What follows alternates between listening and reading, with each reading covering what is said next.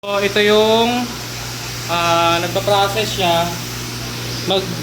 Nagme-membrane cleaning to, ayan, or product flushing. Self siya, automatic. Pag napuno o kaya switch off o yung RO. Ngayon, titrigger ni Ashley yung high level ng product tank. Kasi switch on mo, ayan. Nag-high level, umilaw yung membrane cleaning. Medyo may delay lang siya. I-on niya ulit yung RO. Yan, umandar na yung RO. Yan. So, direct yan from purified water. Ito yung product flow niya. Nagki-cleaning siya ng membrane. Meron siyang seconds lang. Depende sa time setting na ilalagay natin.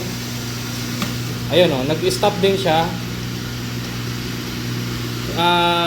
Every product full, kung napuno yung product tank or switch off mo yung RO, magpa-product flushing siya o yung self membrane cleaning para laging naki-cleaning yung membrane.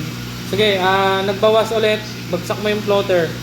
Yan, under naman yung RO ulit niyan, may delay lang konti. Yun, umandar na. So, nag-stop na to.